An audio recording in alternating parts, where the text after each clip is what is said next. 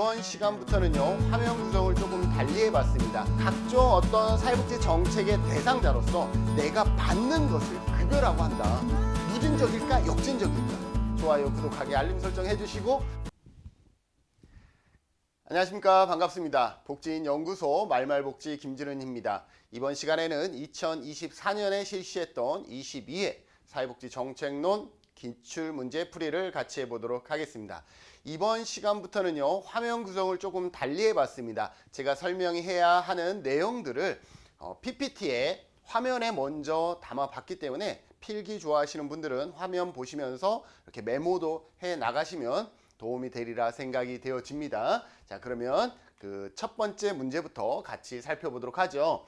제 1번입니다. 사회복지의 자녀적 개념과 제도적 개념에 관한 설명으로 옳은 것을 고르라고 했습니다. 자, 이런 문제를 보면 여러분들의 머릿속에 우선 자녀적인 개념은 뭘까? 제도적인 개념은 뭘까? 이러한 부분들을 여러분들이 기억할 수 있어야 되겠죠. 자, 자녀적 모델이라는 것은 선별적이라는 거예요. 선별적. 자녀적은 선별적이라는 의미가 있고, 그러면 제도적이라는 것은 뭐예요? 보편적이라는 의미가 있겠죠. 그래서 밑에 정리 한번 해봤습니다. 자, 자녀적 개념은 선별적이라는 거예요. 선별적이라는 것은 모든 사람에게 어떤 사회복지 정책을 제공하는 것이 아니라 필요한 사람에게 그 필요한 대상자를 찾아서 그들에게만 서비스를 제공하거나 정책을 제공하는 것을 선별적, 자녀적이다라고 얘기를 합니다. 그래서 개인의 욕구는 가족과 시장을 통해서 먼저 충족되어집니다. 자, 선별적이라는 것은 일단 개인의 욕구는 가족이나 시장을 통해서 먼저 충족되어지고, 그럼에도 불구하고 채워지지 못하는 사람들이 있다라는 거죠. 그래서 가족과 시장의 실패 시 우선 1차적으로는 가족과 시장이 먼저 욕구를 채워줘야 되고, 그것이 만족되지 않을 때에 가족과 시장이 한마디로 실패했을 때에 국가가 보충적, 일시적으로 개입하는 개념입니다. 그래서 보수주의, 자유주의의 이념적 배경을 가지고 있습니다. 여러분들, 보수주의와 자유주의는 같은 말이라고 보시면 되겠습니다. 보수와 자유. 보수는 정치적으로는 보수라고 얘기하겠지만 경제학적으로는 자유주의라고 얘기를 하는 거예요. 그래서 보수와 자유는 같은 의미를 가지고 있다라고 보시면 되겠죠. 그래서 복지의 성격은 자녀적이다라는 거예요. 모든 사람이 다 받는 게 아니기 때문에 시혜적인 거예요. 그러면 어떤 사람들이 받죠? 일반적으로는 자산조사를 통해서 일정 소득 이하인 사람들만 받기 때문에 이것을 받는 사람들은 시혜적이면서 뭐예요? 저분들은 조금 가난한 형편에 살고 있구나라는 것이 외부에 드러날 수 있어서 낙인이 발생할 수가 있다라는 거죠. 자, 이러한 자녀적 개념은 보통 정부의 관념이 어떤 거냐면 작은 정부를 주장한다라는 거예요. 시장에 내어 맡긴다는 거예요. 시장. 여기 가족과 시장에 내어 맡겨서 그럼에도 불구하고 채워지지 못했을 때에 국가가 보충적 일시적으로 접근하면서 작은 정부를 지향한다라고 볼 수가 있죠. 반면에 제도적이라는 것은 뭐예요? 제도라는 것은 모든 사람에게 돌아갈 때 우리가 제도라고 많이 얘기하죠. 그래서 제도적이라는 것은 보편적 성향을 가지고 있다라는 것이죠. 사회복지는 사회에 보편적 기능을 한다라는 원칙을 가지고 있고, 복지를 항상적, 보편적 제도로 운영을 하고, 진보주의, 사회민주주의, 그죠? 보수주의라 그러면 여기는 진보주의고, 여기가 자유주의라 그러면 사회민주주의. 한마디로 이쪽은 복지국가이죠. 복지국가.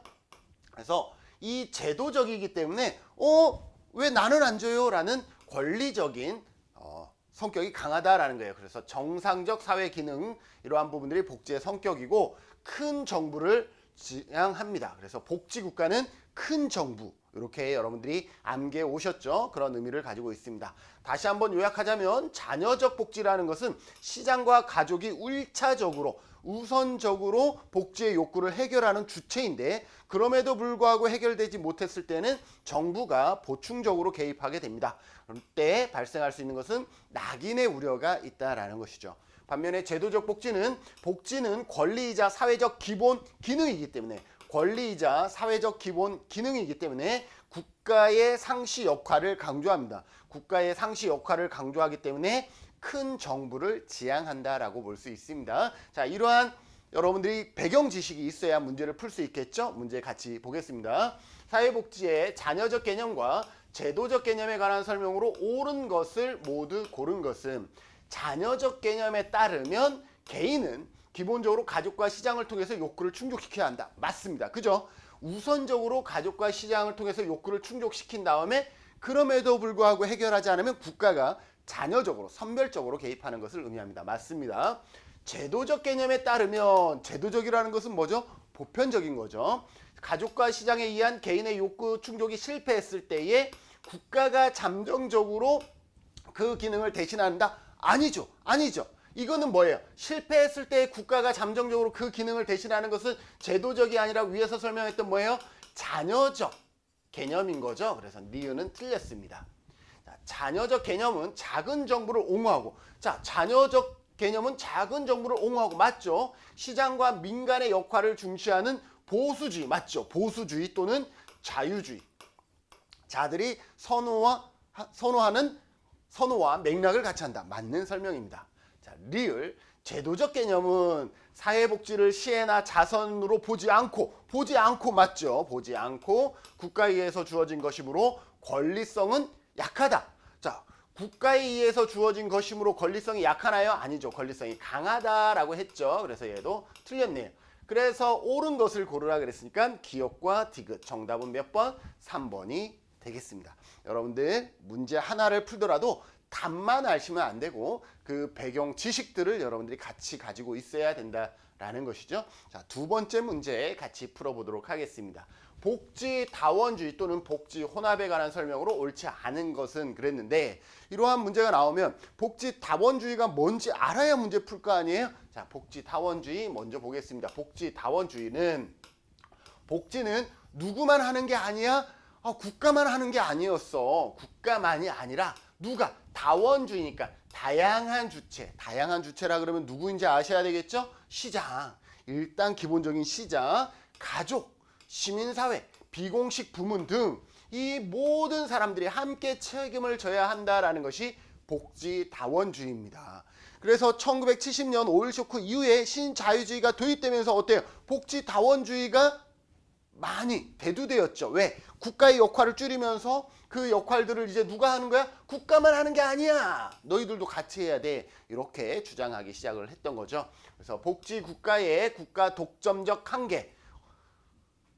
1929년에 세계 대공황이 발생하고 1933년부터 루즈벨트가 당선이 되어지면서 이제 복지국가가 이제 서서히 대두되어지기 시작을 하죠. 그런데 오일 쇼크가 발생하기 이전까지 그렇게 복지국가를 주장했는데 결국은 남는 게 뭐였어요? 재정 부담이었죠. 그리고 비효율성, 경직성이 높아졌죠. 그래서 이게 국가만 독점적으로 하는 것은 이러한 한계가 있구나. 그래서 이를 보완하려는 관점에서 등장을 하게 됩니다. 따라서 복지국가를 어떻게 하겠어요? 네, 복지국가를 비판하게 되는 것이죠. 복지국가를 비판하면서 대안적 공급체계를 제시한 것이 뭐다? 복지다원주의다. 국가가 안 해도 돼. 왜? 다양한 주체들이 이렇게 참여한다 그러면 국가의 역할은 줄여도 된다라는 것이 복지다원주의 또는 복지혼합이다라는 것을 여러분들이 기억하시면 문제를 풀 수 있겠죠. 자, 복지다원주의 또는 복지혼합에 관한 설명으로 옳지 않은 것은입니다.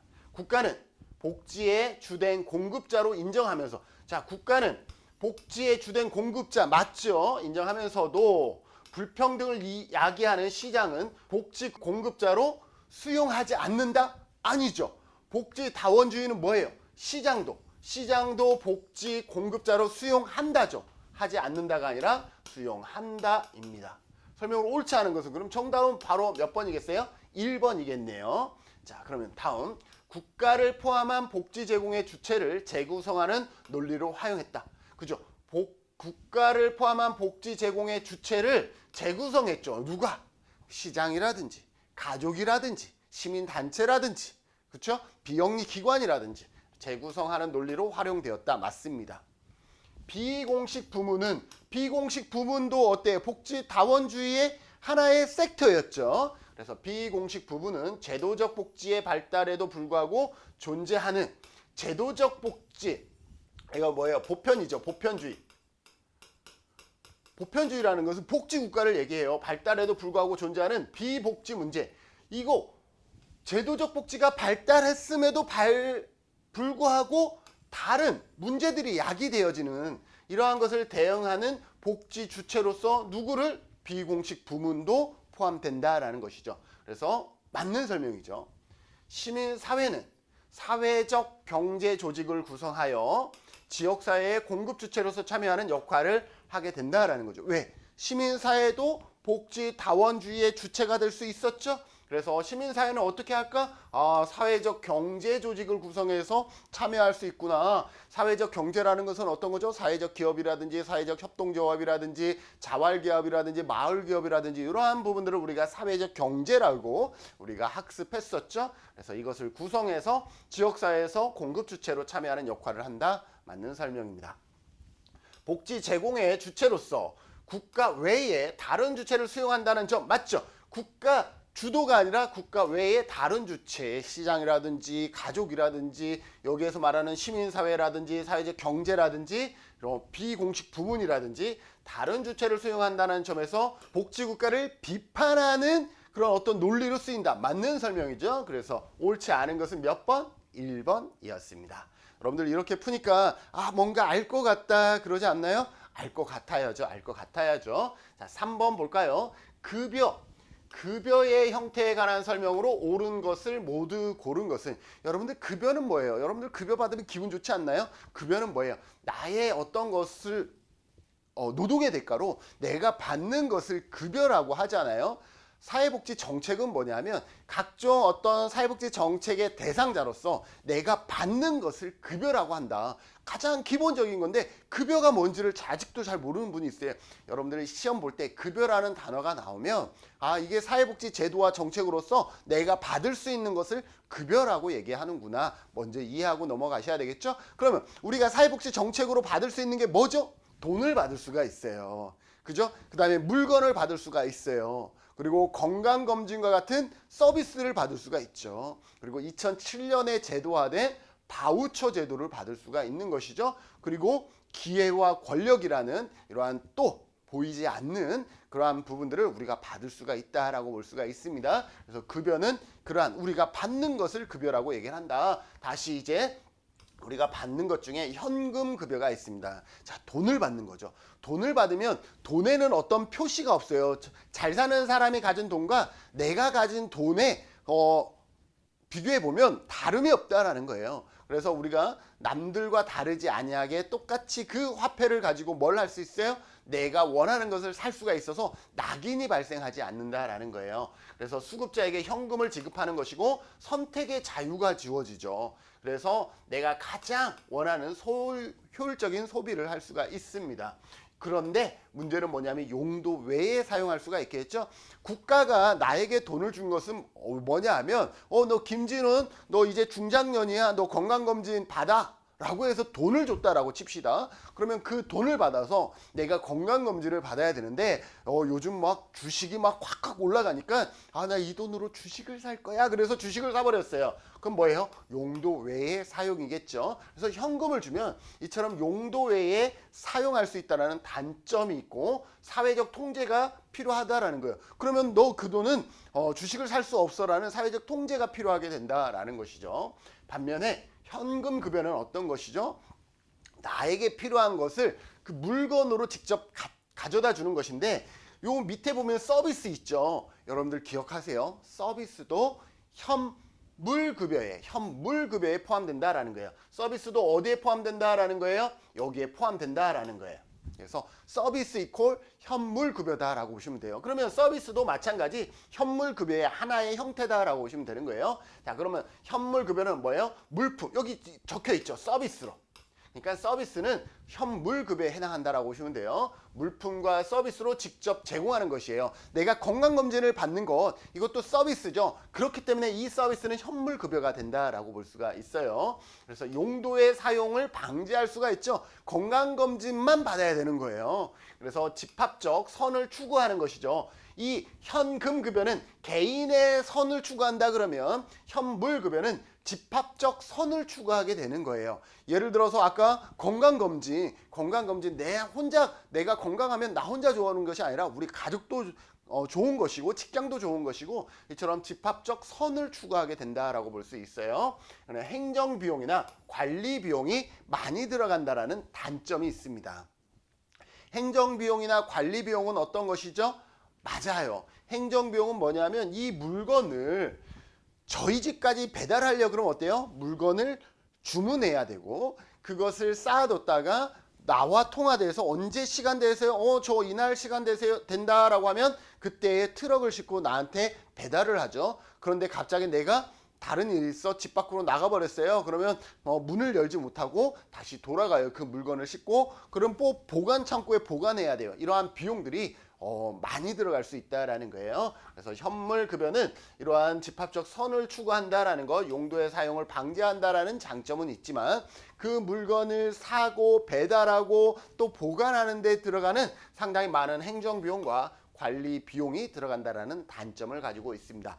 서비스 뭐라 그랬죠? 현물급여와 현물급여의 하나의 형태가 서비스라 그랬어요. 그래서 서비스도 현물급여와 같은 설명으로 여러분들이 들으시면 이해하기 쉽다. 전문가가 직접 제공하는 활동이다. 의료 서비스라 그러는데 그것도 현물급여인 거죠. 인적 서비스로 현물의 일종이다. 나와 있죠. 그리고 수급자 선택의 자유가 제한된다. 자, 우리 현물급여도 뭐예요? 수급자 선택의 자유가 제한되는 것. 그래서 현물 서비스는 동일한 설명으로 여러분들이 간주해 주셔도 된다. 증서는 어떤 거죠? 이 현금과 현물의 사이에 들어가는 것이 증서예요. 무슨 말이냐? 완전히 현금도 아니고 완전히 현물도 아니에요. 현금이라 그러면 그걸 다른 데로 오남용할 수가 있고 현물이라 그러면 딱 그것만 받아야 되는데 증서는 어떤 거예요? 다른 것에 오남용할 수도 없는데 또 그것만 받는 것이 아니라 내가 선택할 수 있는 선택지가 현물보다는 훨씬 더 많다라는 것이죠. 그래서 증서는 일정한 범위 내에서 교환이 가능한 쿠폰형으로 급여가 제공된다라는 거예요. 예전에는 푸드 스탬프라 그래서 미국에서 이게 음식을 교환할 수 있는 이게 스탬프를 찍어준 거예요. 그러면 내가 이 교환할 수 있는 여러 개의 식당 중에 어딘가에 가서 그것을 주고 식사를 할 수가 있었다라는 것이죠. 그래서 교환 가능한 일정한 범위 내에서 교환 가능한 그러니까 우리로 보면 뭐 문화상품권 이런 것이라고 보면 되겠죠. 부분적인 선택이 자유 있고 그래서 자유주의, 사회주의가 모두 선호한다라는 것도 기억하세요. 왜? 현금과 현물의 증간이기 때문에 사회주의자가 굳이 비판하지 않아도 되고 자유주의자가 굳이 비판하지 않아도 되는 약간 그래서 증서는 그래서 전 세계적으로 지금 많이 활용되어지는 새로운 사회복지 정책 제도의 전달책 급여 종류의 하나다라고 볼 수가 있어요. 왜? 사회주의, 자유주의 모두 다 뭐예요? 크게 비판하지 않기 때문에. 그래서 안전한 자유, 통제 간 절충 형태가 가능하다라는 특징이 있습니다. 자, 기회는 어떤 거예요? 기회는 직접 돈을 갖다 주거나 직접 어떤 물건을 갖다 주는 것이 아니라 뭔가를 할 수 있는 말 그대로 시작할 수 있는 기회를 남들과 대등하게 주어주는 것을 기회라 그럽니다. 기회가 주어졌지만 그 결과는 사실상 다름도 인정한다라는 거예요. 그러나 기회조차 얻지 못하는 것은 잘못됐다라는 것이 여기에 급여의 형태 중 기회다라고 볼 수 있어요. 제도, 자원, 접근권을 부여하는 거죠. 그동안은 예를 들어서 시각장애는 시험조차 볼 수 없었다라는 거예요. 그런데 이제는 어때요? 아니 시험 볼 수 있게 해줘야지. 시각장애가 있으면 뭐 점자로라도 시험을 볼 수 있게 한다든지 아니면 음성으로 테스트를 한다든지 그렇게 해서 시험은 볼 수 있게 해야지. 그렇다고 시각장애인이 시험을 봤다고 해서 다 합격하나요? 그것까진 보장해주지 않겠다라는 거예요. 그러나 시험은 볼 수 있게 해야 되는 것이 마땅한 도리다라는 것이 기회다라고 볼 수 있어요. 그래서 얘를 적극적 차별 정책 또는 긍정적 차별 정책이다라고 얘기를 하는 것이죠. 우리가 장애가 있으면 다 그렇진 않겠지만 시험 볼 때에도 우리가 한 문제에 1분이 아니라 장애가 있으면 한 문제에 뭐 1분 30초라든지 시간을 더 주잖아요. 그러면 비장애 입장에서는 왜 나는 1분인데 저 친구들은 1분 30초를 줘요? 이거 차별 정책 아닌가요? 맞아요. 차별 정책이죠. 뭐예요? 그러나 그들이 평상시에 그들이 경험하고 있는 기본적인 차별의 삶 속에 있었기 때문에 이런 경우에 오히려 적극적으로 다시 차별을 해서 그들이 조금 더 시험을 볼 때에 편안하게 볼 수 있는 그런 여건들을 조성해 준다. 그래서 적극적 차별 정책, 다른 말로 긍정적 차별 정책이다라고 얘기를 합니다. 기회는 뭐다? 적극적 차별 정책, 긍정적 차별 정책이다. 그래서 사회 참여라든지 권리를 강화하는 장점이 있는 반면에 의사결정이나 통제권이 포함 가능하다라는 특징들을 가지고 있다라고 볼 수가 있습니다. 자, 그럼 문제를 같이 풀어보겠습니다. 3번 국어의 형태에 관한 설명으로 옳은 것을 모두 고른 것은 그랬습니다. 자, 현금 급여는 선택의 자유를 보장하지만 자, 현금 돈을 갖다 주는 것은 선택의 자유를 보장한다. 맞는 설명이죠. 사회적 통제가 부과된다 라는 것은 뭐예요? 사회적 통제가 되나요? 현금을 줬을 때 사회적 통제가 되나요? 부과되나요? 아니죠. 통제가 오히려 필요하죠. 필요하다라고 얘기를 할 수가 있는 것이죠. 사회적 통제가 부과되는 것. 이미 사회적 통제가 부과되는 것은 현물이죠. 현물은 그거 외에는 다른 것을 할 수가 없기 때문에 사회적 통제가 이미 부과됐다라고 얘기를 할 수 있죠. 그러나 현금 급여는 사회적 통제가 부과되지 않기 때문에 역으로 사회적 통제가 필요하다라고 표현을 해줘야 되는 거죠. 그래서 옳은 것을 고르라 그랬는데 기억은 일단 틀렸습니다. 현물급여는 집합적 선을 추구하고 맞죠? 현물급여는 왜 집합적 선을 추구한다 그랬어요? 무료 예방접종이라든지 이거는 서비스죠. 내가 직접 예방접종을 받는 거기 때문에 의료 서비스를 받는 거죠. 그러나 무료 예방접종을 하면 뭐예요? 내가 다른 사람에게 전염할 수 있는 각종 그런 전염 질환도 다른 사람들로부터 전염되지 않도록 뭘 하고 있는 거죠? 나와 내 이웃을 보호하는. 그래서 집합적 선을 추구하고 맞죠? 용도 외의 사용을 방지하지만 용도 외의 사용을 방지하죠. 현물급여는 사회적 통제가 부과되기 때문에 용도 외의 사용을 방지하지만 관리 비용이 많이 들어간다. 맞죠? 관리 비용이 많이 들어가는 단점이 있다라고 얘기했습니다. 그래서 니은은 맞는 설명이고요. 디귿 서비스는 클라이언트를 위한 재반 활동을 말하며 자 클라이언트를 위한 재반 활동 서비스 맞죠? 목적 외에 다른 용도로 사용할 수 없다. 왜? 서비스는 현물 급여이기 때문에 목적 외에 다른 용도로 사용할 수 없죠. 그래서 맞습니다. 증서는 일정한 범위 내에서만 교환 가치를 가지기 때문에 그래서 문화상품권을 가지고 여러분들 뭐 술집에 가서 술을 마실 수 있나요? 없잖아요. 그죠? 그래서 증서는 일정한 범위 내에서만 교환 가치가 있어요. 있기 때문에 개인주의자와 집합주의자 모두 선호한다. 맞습니다. 개인주의자는 어떤 사람들이에요? 보수주의. 집합주의는 사회주의. 그래서 개인주의와 집합주의자 모두가 선호한다. 맞는 설명입니다. 그 다음에 기회는 재화와 자원을 통제할 수 있는 영향력을 의미합니다. 자, 재화와 자원을 통제할 수 있는 영향력이라는 것은 뭐예요? 내가 어떠한 권한을 가지고 있는 거잖아요. 그래서 얘는 기회가 아니라 권력이에요. 권력. 우리가 설명하지 않은 한 가지가 권력이었는데 권력에 대한 설명이다라고 볼 수 있어요. 그래서 정책에 관한 의사결정권을 갖는 것, 정책에 관한 의사결정권을 갖는 것을 우리는 권력이라 그러는데 사회복지 현장에서는 어떠한 권력을 주냐 하면 우리가 운영위원회에 누가 들어가죠? 맞아요. 이용자 대표가 들어가는 것은 그 이용자에게 권력을 주는 거예요. 너가 운영위원이 돼서 너가 원하는 것을 그 회의에서 너가 언급하고 그것을 너희가 받으라는 거예요. 종사자 대표가 운영위원회에 들어가는 건 뭐예요? 그들에게 권력을 부여한다라는 의미가 있습니다. 그래서 설명으로 옳은 것은 미음은 권력이기 때문에 틀렸고요. 그래서 니은, 디귿, 리을이겠죠. 그래서 정답은 니은, 디귿, 리을. 정답은 5번이 되겠습니다. 자, 4번입니다. 사회서비스 전자바우처에 관한 설명으로 옳지 않은 것. 자, 사회 서비스 전자 바우처는 어떤 거죠? 2007년에 노인 장기 요양이라든지 장애인 활동 지원에 관한 법이 만들어지면서 이러한 것으로 서비스를 제공하는 것을 우리가 대표적인 사회 서비스 전자 바우처라고 얘기를 할 수 있죠. 뭐 지역 사회 서비스 투자 사업 이런 것들도 이 전자 바우처의 일환이다라고 볼 수가 있습니다. 자, 그러면 우리가 사회 서비스 전자 바우처에 대한 내용들 알고 문제 풀으면 도움이 되겠죠. 사회 서비스 전자 바우처 제도란 도입 배경은 기존의 공급자 중심. 그러니까 우리가 일반적으로 받고 있는 서비스들은 공급자 중심이에요. 복지관에서 뜬금없이 우리는 음악 치료 프로그램 했어요. 받을 사람 오세요. 라고 해서 복지관에서 음악 치료 프로그램을 만든 다음에 받을 사람 오라고 얘기를 하거든요. 그래서 기존의 공급자 중심의 직접 지원 방식 오면은 여기에서 서비스를 제공하는 직접 지원 방식, 그러니까 기관에 보조금을 지급해서 이루어지는 직접 지원 방식이었는데 이 사회 서비스 전자 바우처는 수요자 중심이에요. 그러니까 나한테 뭔가를 살 수 있는 구매권을 주는 거예요. 그러니까 이제 뭐예요?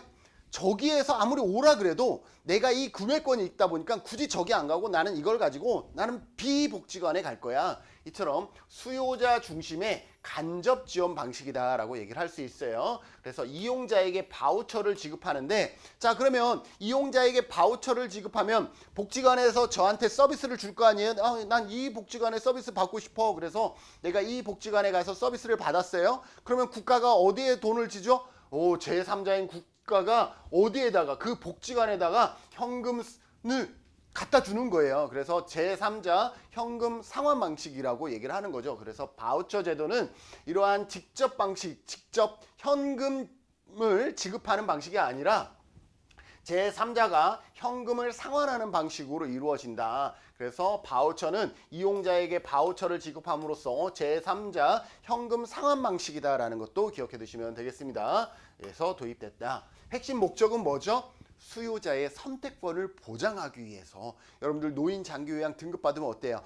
A 기관에 서비스를 받다가 너무 서비스의 질이 안 좋으니까 B 기관으로 이동할 수 있잖아요. 이처럼 수요자의 선택권이 확대가 되었고, 그러다 보니까 기관 서비스를 제공하는, 유사 서비스를 제공하는 기관끼리 어때요? 서로 경쟁하는 것이죠. 그렇게 경쟁을 유도함으로써 어때요? 서비스의 품질이 향상될 수가 있는 것이고, 재정 투명성을 확보할 수가 있어요. 이 바우처는 일반적으로 전자결제 시스템을 활용하거나 전자 바우처 카드를 통해서 우리가 서비스를 나갔는지 안 나갔는지 이런 것들을 우리가 확인할 수가 있기 때문에 전자결제 시스템 활용, 이런 것으로 인해서 재정 투명성을 확보할 수가 있습니다. 실물 화폐가 아닌 전자카드, 신용카드, 체크카드 형태로 제공되어 재정 흐름의 투명성이 높아지고 사회 서비스의 이용자가 카드로 서비스를 구매하듯이 이용할 수가 있다라는 것이죠. 네, 카드로 뭐예요? A 기관에서 서비스를 구매하고 B 기관에서 서비스를 구매하듯, 마치 우리가 마트에 가서 물건을 구매하듯이 그렇게 할 수가 있다라는 장점을 가지고 있다라고 보시면 되겠습니다. 사회 서비스 전자 바우처에 관한 설명으로 옳지 않은 것을 물어보고 있습니다. 급여 형태는 신용카드 또는 체크카드로 구현한 증서이다. 맞지요? 공급자 중심의 직접 지원 또는 직접 지불 방식이다. 자, 공급자 중심. 일단 사회 서비스는 공급자 중심이 아니에요. 수요자 중심이고, 직접 지원이나 직접 지불 방식도 아니에요. 내가 서비스를 받아서 직접 지원하는 것이 아니라 내가 서비스를 받으면 국가에서 제3자가 그 기관에다가 지불하는 제3자 상환 방식인 거잖아요. 그래서 얘도 틀렸어요. 그래서 얘는 기존 서비스다. 기존의 서비스를 얘기한다. 그래서 사회 서비스 전자 바우처의 특징이 아니죠. 옳지 않은 것은 몇 번? 2번이 되겠네요. 3번, 서비스 제공자의 도덕적 해이. 서비스 제공자라는 건 뭐예요? 공급자의 도덕적 해이를 방지하기 위해서 도입되었다. 그냥 공급자 중심의 서비스의 어떤 한계를 극복하기 위해서 도입된 거 맞죠? 수요자의 선택권을 보장하기, 맞죠? 다양한 공급자들이 어때요? 경쟁하면서 수요자의 선택권을 보장하기 위한 수단으로 활용되고 있다. 맞는 설명이고요. 금융기관 시스템을 활용하여, 이처럼 금융기관 시스템을 활용하여 재정 흐름의 투명성이 높아졌다. 맞는 설명입니다. 그래서 옳지 않은 것은 몇 번? 2번이 되겠습니다. 5번입니다. 보편주의와 선별주의 하면 여러분들이 대부분은 잘 알고 계시겠죠? 그래서 보편주의와 선별주의에 관한 설명으로 옳은 것을 고르시오라고 되어 있습니다. 자, 보편주의는 어떤 거예요? 보편주의는 모든 국민으로서, 시민으로서 권리가 있다라는 거예요. 그래서 시민권에 기반한다라고 보시면 돼요. 여러분들 가족이면 어때요? 밥을 먹을 권리가 있잖아요. 같은 그 지붕 아래에서. 그러면 시민이면 어떤 거예요? 시민권을 가지고 있는 거예요. 시민이면 시민답게 살아갈 수 있는 권리가 있는 거예요. 자, 그러면 인간이면 어떻게 살아갈 수 있는 권리가 있죠? 인권을 가질 권리가 있는 거잖아요. 그래서 가족에게는 가족 구성원의 권리가 있는 것이고, 국가 차원에서는 시민권이 있는 것이고, 또 사람으로서는 뭐예요? 인권을 가지고 있는 것이죠. 그래서 보편주의는 국민으로서 갖는 시민권에 기반한다라고 볼 수 있고요. 그래서 모든 국민, 보편적 권리를 의미하고, 재원 방식은 조세를 중심으로 하고 보편 과세를 중심으로 하게 되는 거죠.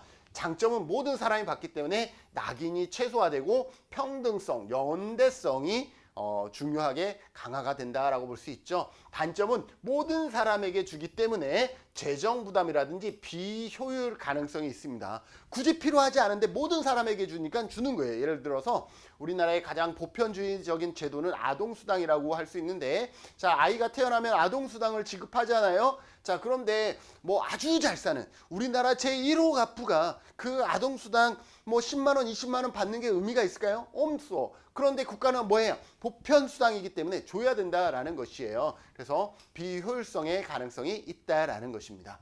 반면에 선별주의는 뭐예요? 딱 필요한 사람에게 주다 보니까 대상 효율성, 목적 효율성이 높다라는 것이죠. 경제적 필요에 기반한다라는 거예요. 니드. 그 사람이 정말 필요한 경제적 필요에 의해서 기반하는 것이고, 자산이라든지 소득 조사를 일반적으로 한 다음에 그 일정 소득, 일정 자산 이하의 사람들에게 지급하게 됩니다. 조세 또는 사회보험 중심으로 제공되어지고요. 재정 효율성이 높아요. 그죠? 재정 효율성이 높아. 왜냐하면 딱 필요한 대상, 필요한 그 목적을 위해서 사용하기 때문에 대상 효율성, 목적 효율성이 높은데, 실제 필요자에게 집중 지원되기 때문에, 하지만 낙인이 발생할 수 있다. 왜? 자산 조사를 실시해서 급여를 제공하고 있기 때문에. 그래서 수급자 자존감이 저하될 수 있고, 또 반면에 이 자산이나 소득 조사에서 누락되어질 때에는 사각지대가 발생할 수 있다라는 단점들이 있습니다. 자, 보편주의는 어떤 거예요? 다시 얘기하면 시민이면 누구나 낙인 없이 사회 통합을 강화하는 제도적 장치라고 보면, 선별주의는 소득, 자산, 이러한 여러 가지 니드에 기반해서 효율성은 높지만 낙인의 우려가 있다라는 거예요. 대상 효율성, 목표 효율성은 높다. 두 입장은 서로 대립적이지요. 서로 대립적인 느낌이 팍팍 오죠. 그러나 둘 다 사회적 평등이라든지 효율성을 추구하고자 하는 공동의 뭐는 있다라는 거예요. 목적은 가지고 있다라는 거예요. 아무리 여기가 효율성이 높고 여기가 효율성이 낮다라고, 비효율성의 가능성이 높다라고 하지만, 그럼에도 불구하고 보편주의는 효율성을 무시한 정책이냐? 그렇지 않다라는 거예요. 사회적 평등이라든지 효율성을 추구하고자 하는 그러한 가치, 목적은 둘 다 가지고 있다라는 거예요. 그런데 얘는 조금 더 효율적이고, 얘는 조금 더 비효율적이고, 얘는 조금 더 평등이고, 얘는 조금 더 평등이고, 얘는 조금 더 평등하지 못한 그러한 한계들이 있을 뿐이지, 그것을 추구하고자 하는 공동의 목적은 둘 다 지니고 있다라고 볼 수가 있습니다. 잘 아셨죠? 자, 문제 풀어볼까요? 보편주의와 선별주의에 관한 설명으로 옳은 것을 모두 고른 것은, 보편주의는 시민권에 입각해. 자, 보편주의는 시민권에 입각해. 맞죠? 권리로서 복지를 제공함으로써 비납세자는 사회복지 대상에서 제외된다. 자, 비납세자 아니죠. 이거는 조세에서 이루어지고 모든 사람에게 제공되어지는 것이기 때문에 비납세자든 아니든. 비납세자 누구예요? 뭐 쉽게 얘기하면 아이들 소득이 없는데 납세하나요? 안 하잖아요. 그죠? 그러면 아동은 사회복지 대상에서 제외되나요? 아니요. 태어날 때부터 아동수당 받는데, 출산장려금 받는데. 그렇죠? 그래서 비납세자는 사회복지 대상에서 제외된다. 땡! 보편주의는 기여자와 수여자를 구별하지 않는다. 왜? 보편주의는 누가 내든 이런 거 구별하지 않아요. 누가 받아야 되는지를 선별하지 않아요. 누구나 구별하지 않는다. 맞습니다. 선별주의는 수급 자격이 제한된 급여를 제공하기 위해 선별주의는 맞죠. 그래서 어떻게 한다 그랬어요? 니들을 측정하기 위해서 자산조사를 한다 그랬죠. 자산조사 또는 소득조사를 한다. 이것도 맞네요.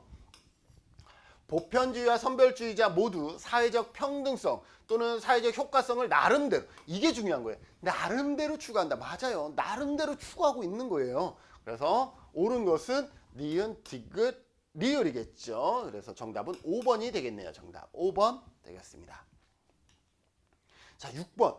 사회복지 민간재원에 관한 설명으로 옳은 것은, 자, 민간재원은 뭐예요? 우리가 재원은 공공재원과 민간재원으로 나누는 것이죠. 그래서 공공재원을 이쪽으로 일단 제껴두고 우리는 민간재원을 이번 시간에 살펴본다. 그러면 민간재원은, 사회복지재원은 공공재원과 민간재원이 있는데, 공공재원은 어떤 거예요? 조세라든지 사회보험료도 어디에? 공공재원에는 들어갑니다. 그래서 사회보험이 공공재원에 들어간다라는 걸 여러분들이 기억해 두셔야 되겠습니다. 반면 민간재원은 뭘까? 뭐 후원금 이런 거 있잖아요.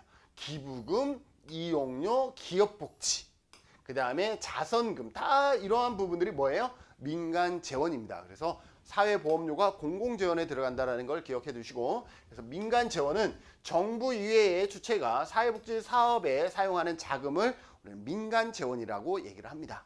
자, 사회복지의 민간재원은, 이 여기에서 말한 이 민간재원을 우리가 다시 한번 살펴볼 필요가 있어요. 가끔 시험에 풀어서 나올 수도 있으니까. 자, 민간재원은 국가 외의 주체가 부담하는 사회복지 재원으로서 기부금이나 이용료나 자선이나 기업복지 등을 얘기를 하는데, 여기서 기업복지가 가끔 시험에 나오죠. 기업복지는 어떤 거예요? 임금 외에, 여기가 중요해요.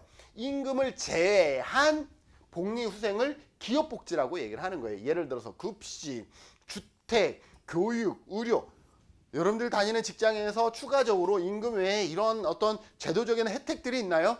기업복지가 잘 됐다라고 얘기를 하는 것이죠. 그래서 기업복지는 임금 외의 복리후생을 의미한다. 임금 외가 중요하다라고 볼 수 있죠. 한계는 뭐예요? 기업복지 같은 거는 대기업 중심이죠. 노동자 간 복지 격차가 확대된다라는 거예요. 기업복지는, 자, 그러면 기업복지는 소득 재분배 효과가 클까 작을까? 이런 거죠. 누진적일까 역진적일까? 기업복지는요, 역진성이 있다라고 얘기를 합니다. 기업복지가 그래도 복리후생인데 왜 역진적이냐? 기업복지요, 가만히 보면요, 돈 있는 사람이 기업복지 혜택을 더 많이 받아요. 그렇죠? 왜냐하면 대기업이 기업복지가 있지 중소기업이나 소기업은 기업복지가 적어요. 그렇죠. 여러분들 뭐 떡값 받나요? 뭐 삼성이나 이런 데 보면은 배당을 엄청 해줘요. 직원 배당을. 그런데 뭐예요? 작은 기업은 떡값, 설 명절 때 떡값도 없는 경우들이 많잖아요. 맞죠? 그리고 만약에 기업복지가 똑같은 현대자동차라고 합시다. 현대자동차는 이런 게 있을 거야. 아마 모르긴 몰라도 현대자동차 직원이 현대자동차를 구매하면 뭐 30% 할인 뭐 이런 게 있을 거라는 거죠. 자, 그러면 현대자동차에 다니는 모든 직원은 이 기업복지를 받을 수가 있어요. 그러나 실제 받는 사람들은 어떤 사람이죠? 그 중에서도 형편의 여력이 있는 사람은 자동차를 5년마다 매해 5년마다 갈아치우니까 5년마다 30% 혜택을 받지만 월급은 좀 있지만 내 부모님을 부양해야 되고 또 동생들을 또 챙겨야 되기 때문에 내가 자동차를 살 형편이 없어. 나는 항상 중고만 사야 돼. 이런 사람들은 뭐예요? 현대자동차 다니더라도 기업복지 혜택을 볼 수 있나요? 없나요? 없죠. 그래서 이 기업복지는 어떤 거예요? 누진적 성격이 있어요. 역진적 성격이 더 강하다라고 얘기를 합니다. 자, 그러면 기부금은 어떤 거예요? 기부금은 국세청 집계보다 실규모는 더 크다. 왜? 기부금이 국세청의 집계보다 실제 규모가 더 클까요? 기부금 익명으로 내버리면 어떻게 되는 거예요? 익명으로 내는 사람들이 있잖아요. 그죠? 그래서 그러한 것들을 보면 국세청이 집계하는 것보다 실제 기부금은 더 많고, 또 기부를 받았지만 이거는 기부금 처리 안 하셔도 돼요. 이렇게 얘기를 하잖아요. 그러면 뭐예요? 기부금 처리 안 하면 국세청은 기부금이 요만큼 잡히지만 실제 우리가 기부를 통해서 사회복지가 운영되는 것은 더 많을 수 있다는 것이 이러한 설명의 예이다라고 볼 수가 있습니다. 문제 같이 풀어볼까요? 사회복지의 민간재원, 민간재원에 관한 설명으로 옳은 것은 사회복지의 민간재원에는 조세지출, 기부금, 기업복지, 퇴직금 등이 포함된다 그랬는데 이 조세지출은 뭐예요? 우리가 공공재원에 해당됩니다. 조세지출은 조세랑 같은 거예요. 조세랑 같은데 일단 조세를 세금을 거둬야 되는데 조세 지출이라는 것은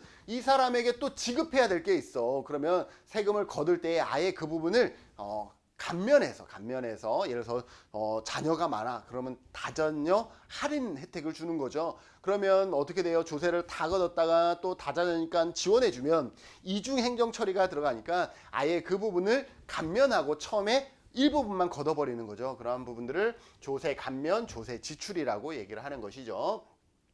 자, 그 다음에 그래서 얘는 민간 재원이 아니에요. 공공 재원이다 라고 얘기를 할 수가 있는 것이죠. 그래서 잘못됐고요. 기부금 규모는 국세청이 추산한 액수보다 더 적을 것으로 아니죠. 기부금 규모는 국세청이 추산한 액수보다 더 많을 것이죠. 많을 것이죠. 왜냐하면 이거는 기부금 처리 안 해도 돼요 라고 하시는 그런 또 누군가가 있잖아요. 여러분들은 기부금 많이 하시나요? 여러분들 적어도 이 영상을 보는 여러분들은 적어도 여러분들이 벌어들이는 소득의 아주 자그마한 돈이라도 지역사회를 위해서 기부하고 나누는 여러분들이 실천가들이 됐으면 좋을 것 같고요. 자, 3번 이용료는 클라이언트가 직접 지불한 것을 제외하고 사회보장기관 등 제3자가 서비스 비용을 지불한 것을 의미한다. 자, 이용료는 아니죠. 클라이언트가 직접 지불한 것을 포함하고이죠. 포함하고 사회보장기관 등 제3자가 서비스 비용을 지불한 이것은 일반적으로 제외하죠. 이것을 이용료라고 얘기하는 경우는 별로 많지 않잖아요. 그래서 이용료는 클라이언트가 직접 지불한 것을 포함하고 이렇게 좀 바꿔야 되지 않을까. 그래서 잘못됐고요. 기업복지는 기업이 그 피용자들에게 제공하는 임금과 임금의 급여 또는 부가급여를 의미한다 그랬는데 임금은 제외된다 그랬어요. 그죠? 그래서 잘못됐고요. 기업복지의 규모가 커질수록 노동자들 사이의 불평등이 증가한다. 자, 기업복지의 규모가 커질수록 노동자들 사이의 불평등이 증가하나요? 역진적이라 그랬어요. 기업복지는 역진성이 있다라고 얘기했어요. 역진성이 있다라는 것은 뭐예요? 불평등이 증가한다라는 의미를 가지고 있어요. 그래서 옳은 것은 몇 번? 5번이겠네요. 뜬금없이 5번이 정답이 될 수가 있는 겁니다. 그래서 기업복지는 역진성이 있다라는 것이 시험에 종종 언급되어지기 때문에 여러분들 기억해 두셔야 되겠습니다. 7번 조세와 사회보험에 관한 설명으로 옳은 것은 경제에 관한 문제들이 많이 나와요. 조세와 사회보험. 자, 조세는 어떤 거죠? 우리가 세금을 내는 것을 조세라 그래요. 그래서 이 조세에도 종류가 많은데 오늘은 시험에 나온 내용 중심으로 해서 같이 살펴보도록 하겠습니다. 자, 조세는 국가가 강제적으로 부과하는 일반 재정 수입입니다. 그래서 국세가 있고 지방세가 있고 직접세 또 간접세로 나눌 수가 있고 이러한 다양한 형태로 조세를 우리가 구분할 수가 있는 것이죠. 그리고 목적세, 목적 외세 이런 부분들도 있고 누진적 조세는 일반적으로 누진성을 가지고 있습니다. 그래서 개인소득세, 누진적 소비세, 역진적 이런데 자, 여기에서 우리가 좀 소득세가 있고 소비세가 있는데 이 둘을 여러분들이 구분할 수 있어야 돼요. 자, 조세를 걷는 것 중에 소득세가 있고 소비세가 있어요. 소득세는 뭐게요? 여러분들이 소득이 발생하면 내는 세금이에요. 소득세. 소득이 발생하면 이거 어떤 줄 아세요? 자, 돈을 많이 버는 사람은 세금을 제가 얼마인지 모르겠지만 50%를 세금으로 떼요. 근데 소득이 작은 사람들은 예를 들어서 10%만 세금을 떼요. 자, 많이 버는 사람은 많이 떼고 적게 버는 사람은 적게 떼니까 소득세는 뭐예요? 상당히 누진적이에요. 누진적. 자, 소비세는 뭐냐면 소비세는 내가 물건을 소비할 때 내는 세금이에요. 그런데 소비세는 우리 부가가치세라고 생각하시면 돼요. 물건의 10%잖아요. 물건값의 10%잖아. 자, 그런데 잘 사는 사람이 TV를 사면 50% 소비세를 내고 형편이 좋지 않은 사람이 TV를 사면 10%만 내나요? 그렇지 않아요. 물건을 소비할 때 소비세는 모든 사람에게 다 10%예요. 동률이에요. 동률. 그러다니까 이거는 상대적으로 뭐예요? 잘 사는 사람들은 아주 조금 내는 것 같고 형편이 어려운 사람은 엄청 부담이 큰 거예요. 그래서 얘는 역진성, 상대적으로 소득세에 비해서 소비세는 역진성이에요. 소득은 내가 벌어들일 때는 많이 번 사람은 세금을 많이 내기 때문에 누진적이다. 반면에 소비세는 모든 사람 다 10% 내기 때문에 잘 사는 사람은 크게 큰 부담이 없지만 형편이 좋지 않은 사람은 부담이 크다 보니까 역진적 경향이 있다는 것을 여러분들이 기억해 두셔야 됩니다. 최근에 이 소득세와 소비세를 비교하는 문항들이 점점 출제되어지고 있는 거예요. 조금 더 어려운 것을 너희들 알고 있어? 이런 것들을 물어보고 싶은 것이겠죠. 자, 조세는 소득 재분배가 강하다라는 거예요. 특히 소득세, 여기 특히 소득세는 누진적이라 그랬죠. 그래서 소득 재분배 효과가 특히 강하다. 일반 재정 운영, 복지나 국방, 교육 등 조세는 이러한 일반 재정에서 보통 사용되어진다라는 것을 얘기를 하고 있어요. 반면에 사회보험료는 뭐죠? 사회보험료는 우리가 국민연금이나 고용보험이나 산재나 이러한 것들인 거죠. 그래서 사회보험 운영을 위한 특별 목적 재원으로 별도로 걷어들이고 그 목적에만 사용하게 되는 것이죠. 대체로 비례적 또는 역진적 성격이 강하다. 자, 비례적이라는 것은 뭐냐면 많이 낸 사람이 일반적으로 많이 받아요. 국민연금을 많이 낸 사람이 일반적으로 국민연금을 좀 더 많이 받는 것이죠. 오, 그래, 비례적인 건 교수님 이해하겠어요. 사회보험하면 비례적, 형평성 이런 거, 공평성 이런 거 알겠어요. 알으셔야 돼요. 반면에 왜 사회보험은 역진적이냐 면 여러분들 특히 국민연금법에 어떤 게 있냐면 소득이 많아도 이 이상의 소득을 잡지 않아요. 그것을 상한선이라 그러는데 국민연금에서는 한 600만 원 정도를 상한액으로 잡고 있어요. 그래서 내가 월급 600만 원 받으면 국민연금 9%죠. 6, 9, 54, 54만 원의 보험료를 내요. 그런데 월급이 1억인 사람이 있을 거 아니에요. 있죠. 그런 사람 있겠죠. 자, 월급이 1억인 사람은 국민연금을 얼마 낼까요? 1억에 9%를 낼까요? 그렇지 않아요. 월급이 1억이라도 그 사람은 얼마? 600만 원의 9%, 상한선이 600만 원이기 때문에 600만 원의 9%만 내게 되는 거죠. 600만 원의 9%만 내게 되는 거예요. 자, 그러면 그 사람은 좋은 거예요, 나쁜 거예요? 좋은 거죠. 왜? 내가 원래 1억의 9%면 얼마예요?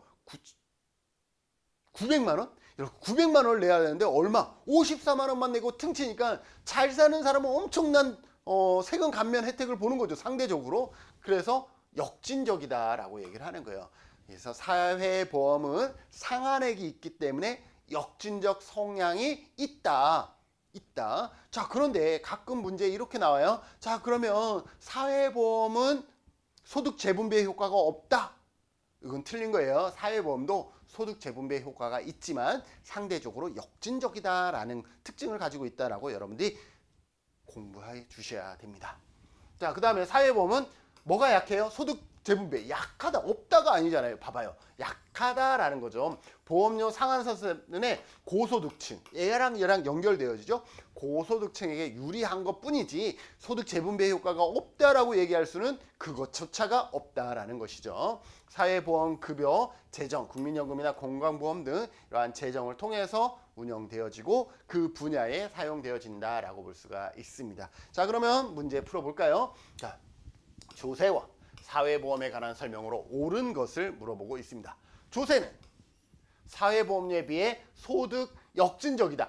자, 소득 역진적인 거는 조세예요, 사회보험이에요? 사회보험이죠. 얘랑 이렇게 바꾸는 거 어떻게 하죠? 이렇게 바뀌어야 되겠죠.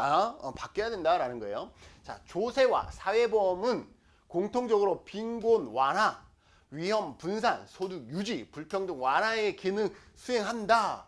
공통적으로인데 여러분들 사회보험료에 빈곤 완화, 소득 불평등 이런 거 없어요. 사회보험료를 통해서 빈곤을 완화하거나 불평등을 완화하기 위한 목적이 있냐? 그런 목적을 두고 사회보험료를 걷는 건 아니에요. 그죠? 그래서 사회보험료는 수평적 재분배의 관점에서 건강하냐, 건강하지 않냐, 건강보험은 빈곤하냐, 아니냐, 불평등하냐, 아니냐, 이게 아닌 거예요. 수평적 재분배의 기능이 있다 보니까 조세는 이 모든 것들을 다 가질 수 있는 거예요. 그러나 사회보험은 공통적으로 빈곤 완화나 소득 불평등 이러한 것하고는 직접적인 관여가 크다라고 얘기할 수는 없다. 그래서 얘는 틀렸어요. 조세와 사회보험료는 공통적으로 상한선이 있어서 고소득층에게 유리하다. 자, 사회보험료는 상한선이 있어서 고소득층에게 유리한 거 맞죠? 그러나 조세는 상한선이 없어요. 많이 벌면 많이 벌수록 내야 돼. 그쵸? 그래서 조세는 누진적이다. 그래서 얘가 틀렸고, 사회보험료를 조세로 보기는 하지만, 자, 사회보험료는요, 조세로 본다라고 딱 얘기할 수는 없어요. 준조세예요. 준조세.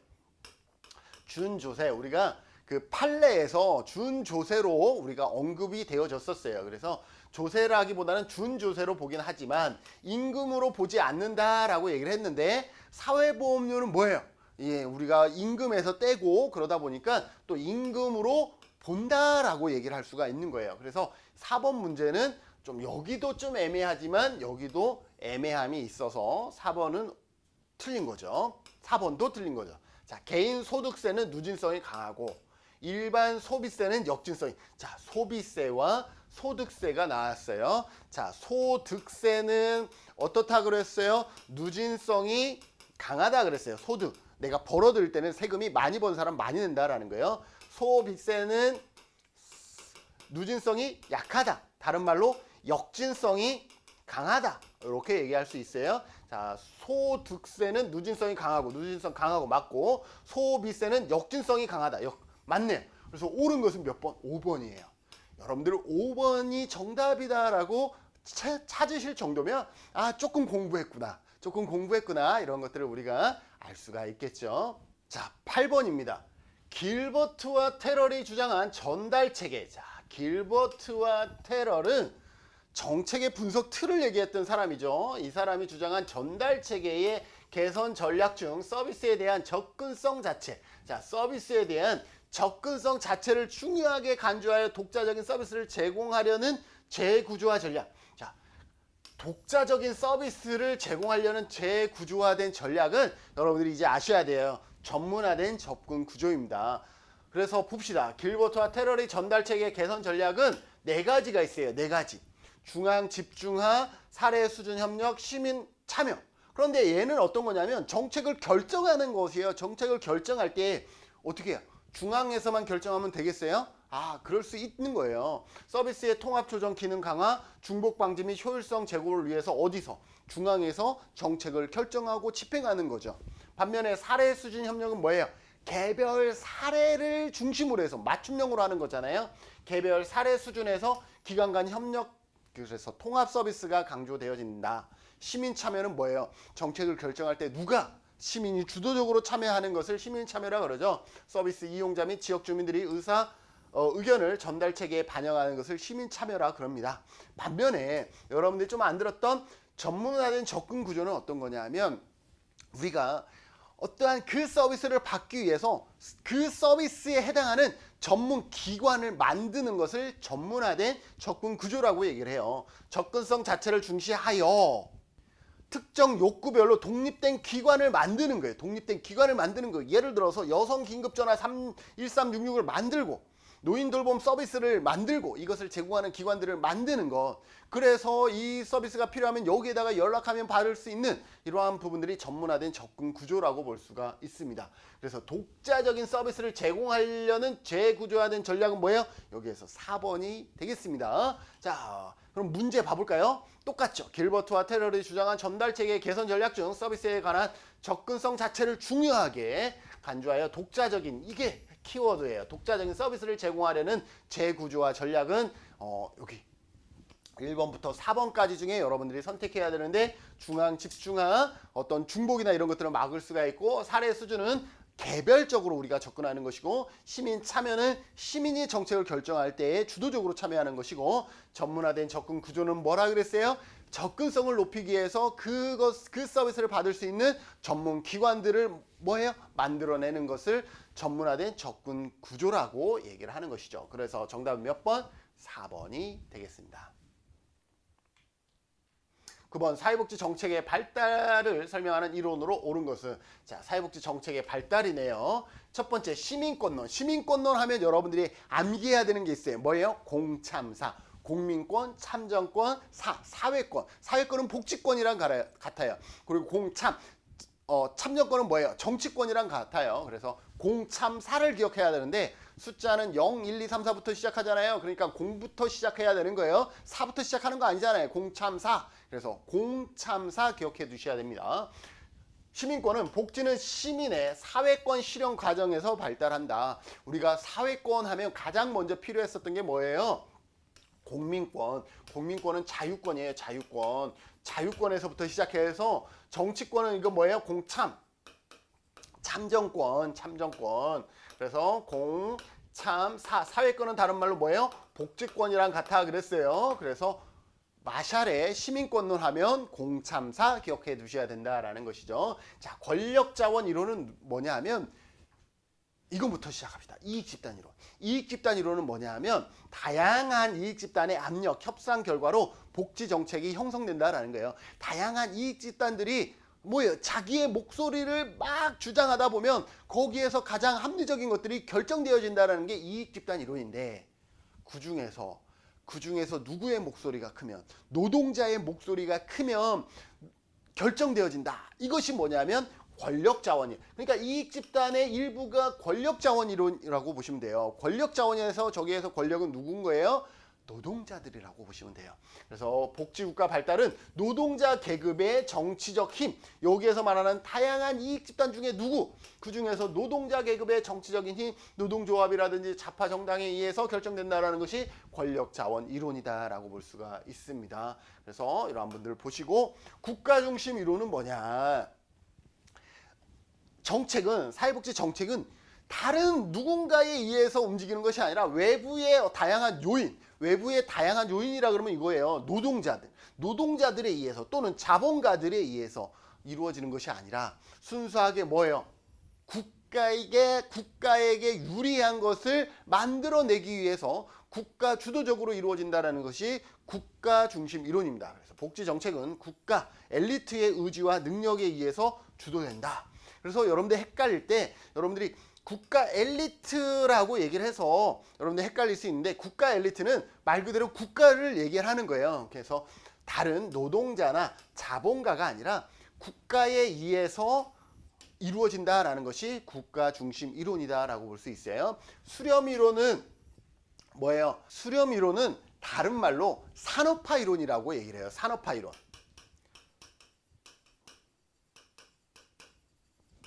산업화 이론은 어떤 것이죠? 산업화 이론은 그죠? 산업이 발전하면 어떻게 되죠? 자원이 생기는 거예요. 어떤 세금이라든지 다양한 사회보험이라든지 산업이 발달하면 이러한 자원이 생기는데 또 산업이 발달하면 또 어떤 문제가 생길까요? 맞아요. 문제가 발생해요. 산재가 발생한다든지 어떤 실업자가 늘어난다든지 이런 거예요. 자, 그러면 산업화 이론, 수렴 이론은 뭐냐 하면 산업이 발전을 통해서 걷어들인 자원을 어디에다 쓰냐면 산업이 발전하면서 발생한 이 문제를 해결하기 위해서 사용하는 거죠. 이때 이렇게 사용하는 것이 가만히 봤더니 뭐예요? 산재보험이잖아. 이때 이렇게 사용하는 것이 가만히 봤더니 뭐예요? 고용보험이잖아. 아하, 이건 뭐예요? 산업이 성장하면 이렇게 정책이 발전할 수밖에 없구나. 그래서 산업이 성장할수록 사회복지 정책은 어떻게 된다? 산업의 발전의 수준에 수렴되어진다. 그래서 산업화 이론 이퀄 수렴 이론이라고 얘기를 합니다. 산업화 수준이 높아질수록 복지 수준도 비슷하게 높아진다. 그래서 수렴 이론이라고 얘기를 하는 거죠. 왜 산업화 수준이 높으면 복지 수준도 높아져요? 문제가 발생하는데 이 자원이 있으니까 이 자원을 가지고 이 문제를 해결하다 보니까 복지 수준도 같이 높아진다. 그것이 수렴 이론, 산업화 이론이다라고 볼 수가 있습니다. 자, 사회복지 정책의 발달을 설명하는 이론으로 옳은 것을 모두 고르래요. 자, 시민권은 뭐예요? 공참사죠. 정치권, 공민권, 사회권 순서로 아니에요. 공민권 앞으로 가야죠. 공참사 이렇게 가야 돼요. 그래서 마샬의 시민권론은 공참사를 여러분들이 기억해 두셔야 돼요. 그래서 얘는 틀렸고 권력자원 이론은 뭐예요? 노동자 계급의 권력을 얼마나 쟁취하느냐에 따라서 달라진다라는 것이죠. 노동조합의 중앙 집중화 정도, 좌파 정당의 집권을 복지국가 발달의 변수로 본다. 맞는 것. 그래서 니은은 맞네요. 이익집단 이론 뭐예요? 다양한 이익집단들이 정치적 활동을 통해서 복지국가가 발달한다. 맞지요. 자, 국가중심 이론은 뭐예요? 국가 엘리트들과 고용주들의 의지와 능력에 의해서 결정된다. 여기에서 여러분들이 잘 보면 국가 엘리트가 국가 중심 이론의 핵심인 건 맞아요. 그러나 여기 고용주 아니죠. 노동자도 아니지만 고용주도 아닌 거예요. 무슨 말인지 아시겠어요? 이 앞에서 얘기했던 여기에 노동과 자본에 의해서가 아니라 이거는 사회 세력이에요. 사회 세력에 의해서 정책이 발달되는 것이 아니라 정책은 순수하게 뭐예요? 국가 자체적으로 발달한다. 이러한 설명이 국가 중심 이론이기 때문에 여기서 고용주들이 잘못됐다라고 볼 수가 있는 것이죠. 그래서 틀렸고, 그래서 얘 틀렸어요. 얘도 틀렸고, 수렴 이론은 그 사회의 기술 수준과 산업화 정도에 따라서 사회복지의 발달이 수렴된다. 맞죠? 얘도 맞네요. 그래서 맞는 것을 보면은 니은, 디귿, 미음이에요. 니은, 디귿, 미음. 정답은 몇 번이 되겠어요? 그래서 4번이 되겠습니다. 자, 10번. 빈곤과 소득 불평등의 측정에 관한 설명. 자, 빈곤. 자, 빈곤과 소득 불평등은 다른 거예요. 빈곤은 얼마나 가난하냐인 거고, 소득 불평등은 그 집단에서 불평등이 얼마나 심하냐 이거를 보는 거기 때문에 서로 다른 개념이다라고 보시면 되고, 자, 빈곤을 우리가 살펴보는 방식에는 여기에 이런 것들이 있어요.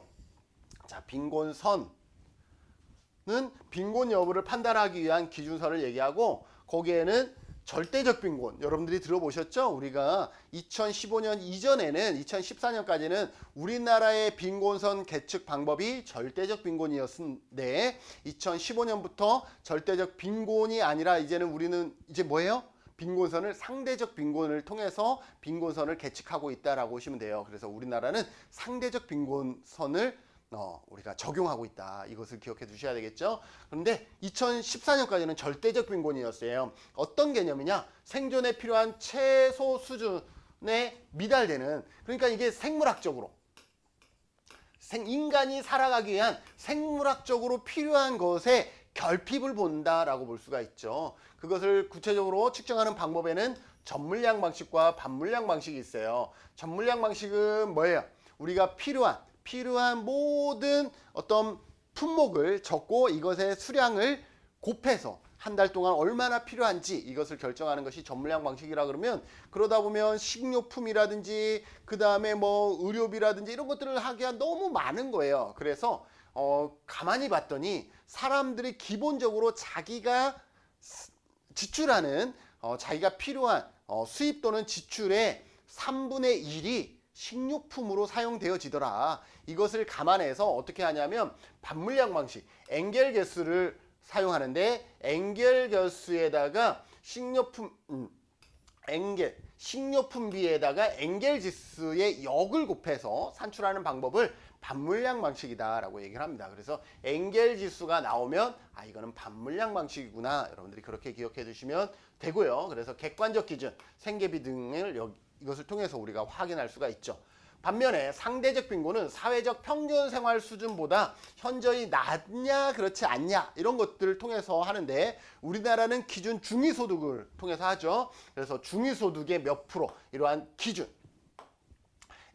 기준에 따라서 결정하는 것을 상대적 빈곤이라 그래요. 상대적 빈곤은 그래서 기준 중위소득이라든지 평균소득 이러한 것을 기준으로 해서 결정하는 것을 상대적 빈곤이라고 얘기를 합니다. 그 다음에 라이덴 방식도 시험에 자주 나와요. 라이덴 방식은 주관적인 방식이에요. 그래서 주관적인 입장에서 빈곤을 우리가 정의하는 것을 라이덴 방식이라고 그래요. 그래서 저는 요거를 그냥 추라 이렇게 암기하고 있어요. 그래서 추라, 라이덴 방식은 주관적이다. 그래서 라이덴 방식, 주관적 평가. 그래서 자기 인식에 근거해서 빈곤선을 측정하는 방식을 뭐라 그런다? 추라, 라이덴 방식, 주관적 방식, 주관적 평가, 이런 것들을 이렇게 암기하기도 한다라는 것이죠. 반면에 진위계수나 빈곤갭 이런 거, 진위계수는 특히 여기에서 소득 불평등을 측정하는 방법이에요. 여러분들 진위계수 어떻게 하는지 아세요? 진위계수는 누적 인구와 누적 소득으로 그래프를 그리는 거예요. 자, 그랬을 때에 10만 원이 있어요. 10만 원이 있는데 가장 불평등하게 지급하는 것은 어떤 방법이에요? 10사람에게 10만 원을 지급해야 돼. 가장 불평등하게 지급하는 건 어떤 방식이에요? 9사람에게 하나도 안 주고 한 사람에게 10만 원을 다 주는 거 가장 불평등하죠. 그럼 가장 평등하게 주는 건 어떤 거죠? 모든 사람에게 만 원씩 주는 거죠. 자, 여기에서 모든 사람에게 만 원씩 주는 그래프를 그려봅시다. 여기가 10이라 그러면 여긴 누적 인구예요. 누적 인구. 자, 첫 번째 사람에게 만 원을 줬어요. 두 번째 사람에게 만 원을 주는 거죠. 그러니까 누적이니까 1 플러스 1이니까 여기가 되는 거예요. 누적 소득이니까 만 원 더하기 만 원이니까 여기가 되는 거예요. 뭐예요? 이렇게 45도를 그릴 때에 가장 어떻게 평등한 그림이 나오는 거죠. 그런데 이 진위계수는 어떻게 되냐? 일반적으로 이렇게 준다라는 거죠. 받지 못하다가 많은 사람들이 밑에서는 받지 못하다가 특정 어느 순간 되면 그 모든 사람이 요만큼의 재산을 한꺼번에 갖게 되는 거예요. 그래서 그래프가 이렇게 된다라는 거예요. 45도가 가장 평등하지만 일반적으로는 이렇게 된다. 그래서 이 곡선을 우리가 뭐라 그러냐면 로렌츠 곡선이라고 합니다. 로렌츠 곡선. 그러면 소득 불평등은 어떻게 되느냐라는 거죠. 소득 불평등은 이 삼각형분의 뭐예요? 요것이 차지하는 면적, 요것이 차지하는 면적을 의미합니다. 가장 평등했을 때는 어때요? 가장 평등했을 때는 얘가 0이 되는 거죠. 완전 평등. 자, 가장 평등했을 때는 얘는 삼각형분의 위에가 이 로렌츠 곡선이 45도에 달하기 때문에 면적이 있어요, 없어요? 없어요. 0이 되는 거예요. 그러면 0이 되는 거예요. 그래서 완전 평등은 0이 되는 거죠. 완전 불평등은 어떻게 해? 이 로렌츠 곡선이 밑으로 내려오다 어떻게 되는 거예요? 삼각형이 되어버리는 거예요. 그래서 완전 불평등은 삼각형분의 마찬가지 여기도 삼각형이 돼버리는 거죠. 같은 거니까 1이 되는 거죠. 이래서 완전 평등은 0, 완전 불평등은 1이 된다라고 볼 수가 있는 것입니다. 빈곤 갭은 어떤 거죠? 빈곤층 소득을 빈곤선까지 끌어올리는 데 필요한 소득이다. 빈곤율은 빈곤선 이하의 사람의 비율이라 그러면 빈곤 갭은 이 빈곤 이하에 있는 사람을 빈곤선까지 끌어올리는 데 필요한 총소득이다라는 거죠. 예를 들어서 이런 거죠. 이게 빈곤선이라 그러면 여기는 이렇게 빈곤선 밑에 5명이 있고 여기는 여기에 5명이 있어요. 그러면 어때요? 여기는 빈곤율은 10분의 5로 똑같지만 여기서는 요만큼만 소득이 있으면 올라가기 때문에 빈곤 갭이 낮아요. 근데 여기는 이 소득이 이만큼 차이가 있기 때문에 이것을 다 보충해 줘야 되니까 빈곤 갭은 훨씬 크다라고 얘기를 할 수가 있는 것이죠. 그래서 빈곤율과 빈곤 갭은 다른 개념이다라고 볼 수가 있습니다. 자, 빈곤과 소득 불평등의 측정에 관한 설명으로 옳은 것은 문제 풀어보도록 하죠.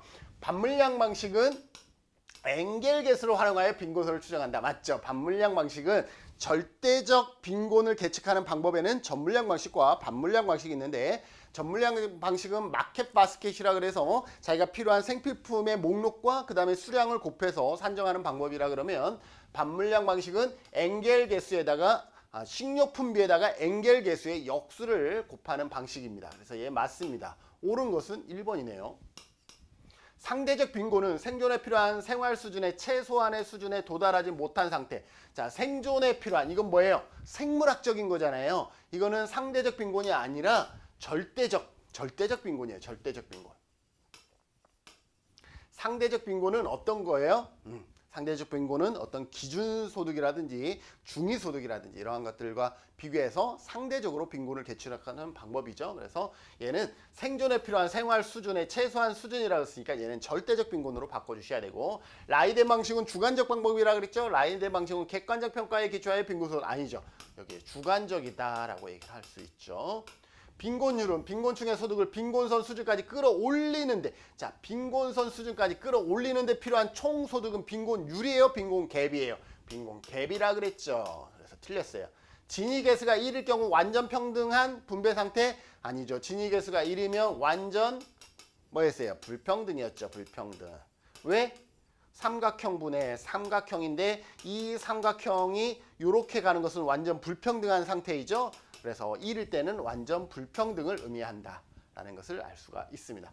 설명으로 옳은 것은 몇 번? 1번 되겠습니다. 어려운 문제예요. 여러분들 잘 공부해 주시고요.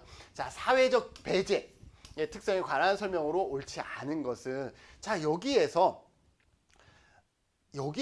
절대적 빈곤, 상대적 빈곤, 라이덴 방식 이런 거 있는데 사실 여기에 우리가 빈곤을 얘기할 때 뭐를 또 우리가 빠뜨리면 안 되냐면 사회적 배제예요. 여기에 사회적 배제가 들어가는 거예요. 그것을 이제는 새로운 문제로 만들어내는 거예요. 사회적 배제. 가난하냐 아니냐 이런 것들이 우리는 그동안 경제적인 것에만 우리가 얘기를 했는데 사회적 배제라는 것은 어떤 거예요? 사회적인 어떤 차별이나 이런 것들을 얘기를 하는 거예요. 장애가 있으면 이동에 차별을 받는 거예요. 시험을 제대로 볼 수도 없는 이러한 것들이 사회적 배제인 거죠. 그래서 사회적 배제는 1970년대 프랑스에서 등장한 새로운 개념이다라고 볼 수가 있어요. 기존에는 빈곤 개념이 소득 중심으로, 가난함이 소득 중심으로 한정되어 있다라는 점을 비판한 거예요. 왜 우리는 가난함을 소득으로만 보느냐라는 거예요. 그렇지 않다라는 거예요. 그래서 사회적 배제는 단순한 소득 부족 이상의 문제로 우리가 뭐예요? 다차원적으로 접근하겠다라는 거예요. 그래서 즉 사회 참여의 배제, 관계의 단절, 안 좋은 거잖아요. 제도 접근성의 차단, 안 좋은 거잖아요. 이런 것까지 포함해서 다차원적으로 우리가 빈곤을 살펴본다라는 거예요. 나는 소득은 있지만 내가 저기에 참여할 수 없는, 저기에 함께 할 수 없는 그런 나라면 나는 가난한 거 아닐까? 이러한 관점에서 다차원적으로 개념을 측정하는 것을 사회적 배제라고 얘기를 합니다.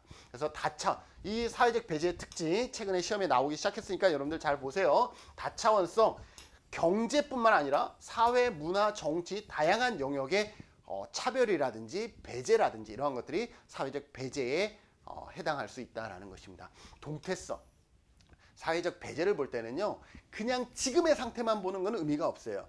과거에서부터 지금까지 어떻게 흘러오고 있는지, 또 앞으로 어떻게 흘러갈 것인지, 이러한 뭐예요?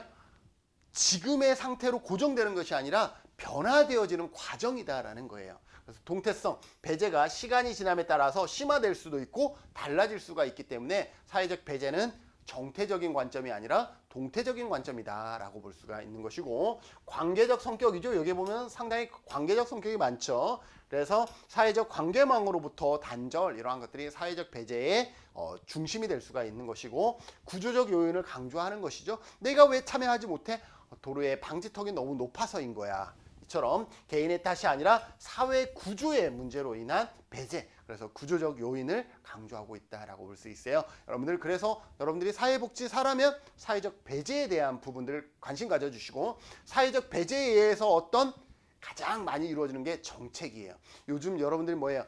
정책은 사회적 배제가 있냐 없냐에 따라서 정책이 많이 만들어지고 있죠. 그래서 이것이 기준선으로 활용되어지지는 않지만 어떤 정책을 만들 때에 상당히 중요한 자료로 활용되어지고 있다는 것을 여러분들이 기억해 두시면 되겠습니다. 사회적 배제의 특성에 관한 설명으로, 옳지 않은 것은 문제의 초점을 소득의 결핍으로 제한한다. 아니죠. 다차원으로 확대했다라고 얘기를 하고 있죠. 빈곤에 대한 다차원적 접근하는 개념이다. 맞죠? 옳지 않은 것은 그러면 정답은 1번이 되겠고요. 빈곤의 역동성과 동태적 과정을 강조했다. 그죠?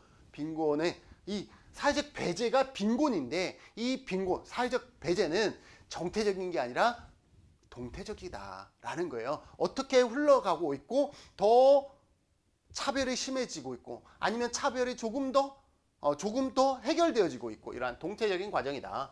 개인과 집단의 박탈과 불평등을 유발하는 다양한 영역을 포괄한다. 사회적 관계망으로부터의 단절 문제를 제기한다. 맞는 설명이죠? 옳지 않은 것은 몇 번? 1번입니다. 1번과 2번만 잘 비교할 수 있어도 이 결핍으로만 제한한다와 다차원은 서로 다른 의미이기 때문에 이 둘만 잘 파악했어도 정답을 찾을 수 있는 문제였다. 정답은 1번이 되겠습니다.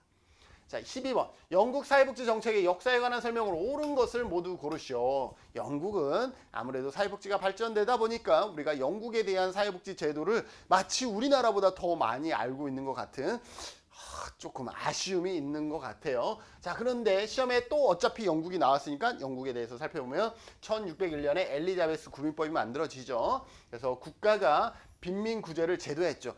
빈민의 가난함의 책임이 누구에게 있다? 국가에게 있다라고 최초에 명시한 것 엘리자베스 구민법이죠. 그래서 근대사회복지의 출발점이고 지방자치단체 중심의 구제를 강조하기 시작을 하게 됩니다.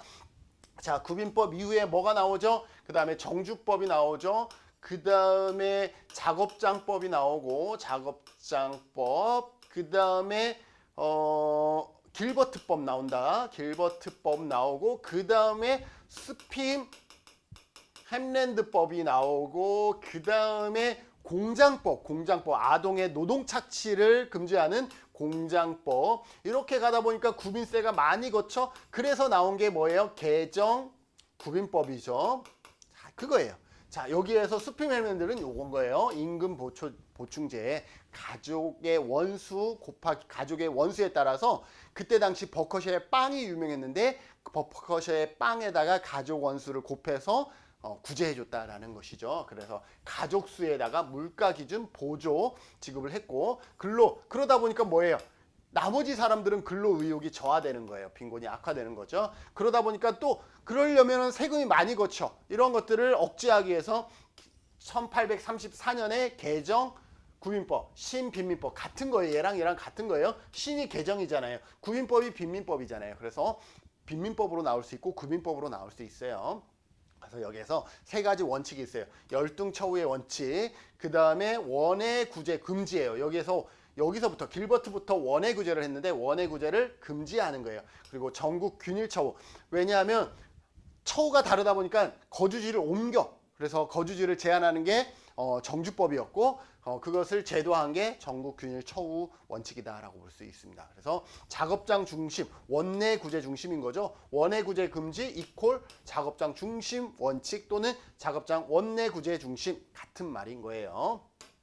그리고 왕립빈민법위원회가 있는데 여기에서 여러분들이 다수파와 소수파 보고서가 있어요. 소수파는 구민법을 폐지하자라고 그래서 새로운 체계를 만들자라고 소수파 보고서는 얘기를 하고 다수파에서는 뭐라고 얘기하냐면 그냥 구민법을 조금 개혁하자 이렇게 얘기합니다. 폐지를 주장한 거 소수파, 개혁하자 다수파. 그래서 만들어진 게 1942년 2차 세계대전 당시에 베버리지 보고서가 만들어지죠. 요람에서부터 무덤까지.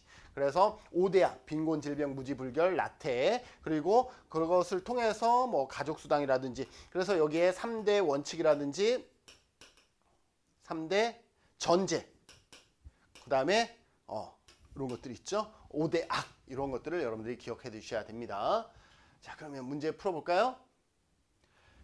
영국 사회복지 정책의 역사에 관한 설명으로 옳은 것을 모두 고른 것은 길버트법은 빈민의 비참한 생활과 착취를 개선하기 위해서 원해 구제를 허용했다. 아까 길버트법부터 원해 구제 허용했다라고 얘기를 했죠. 그래서 얘 맞는 거고요. 스핀 햄랜드법은 빈민의 임금을 보충하기 위해 가족수에 따라서 보조금을 지급할 수 있게 했다. 얘도 맞네요. 신빈민법, 개정구민법은 뭐예요? 열등처우의 원칙, 그 다음에 작업장 중심 원칙, 다른 말로 원내구호 중심 원칙, 그 다음에 전국 균일처우였죠. 열등처우의 원칙을 적용하고 원내구제를 금지했다. 아니죠. 원내구제를 다시 부활했다라고 할까요? 부활했다. 그래서 얘 틀렸네요. 디귿 틀렸어요. 디귿 다 없애버려.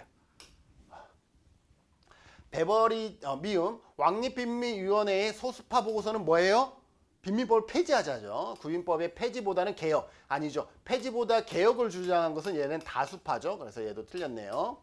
베버리지 보고서를 근거로 하여 가족수당, 국민부조법 등이 제정되었다. 맞습니다. 그래서 옳은 것을 고른 것은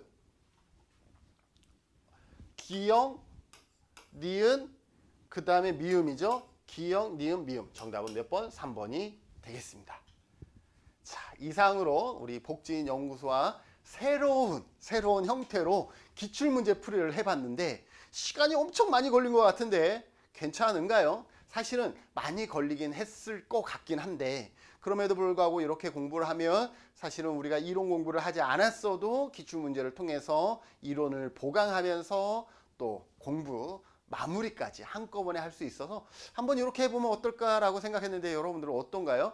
안 좋다면 댓글 남겨주시고 좋아도 댓글 남겨주시고 좋아요 구독하기 알림 설정 해주시고 뭐 다양하게 함께 해주시면 좋겠습니다. 사실 이렇게 하니까 준비하는 데 시간이 너무 많이 걸리긴 하네요. 그 내용들을 다 정리하고 또 이런 것들을 하려 그러니까 그럼에도 불구하고 남은 시간 혹시나 시간이 나면 조금씩 기출문제 풀이를 업로드 할 테니까 함께 해주시고 여러분들 응원해 주시면 저도 힘내서 함께 하도록 하겠습니다. 여러분들 다음 편 영상 아직 자료 준비 못했어요. 아우, 이거 12문제 하는데도 시간이 꽤 걸리네요. 왜냐하면 화면 작업을 해야 되다 보니까. 그래서 다음 편 영상 준비되면 또 촬영하고 업로드하고 함께 하도록 하겠습니다. 여러분들 끝까지 포기하지 말고 화이팅 하시는 여러분들 되시길 바라면서 이번 영상 여기서 마무리하도록 하겠습니다. 수고하셨습니다.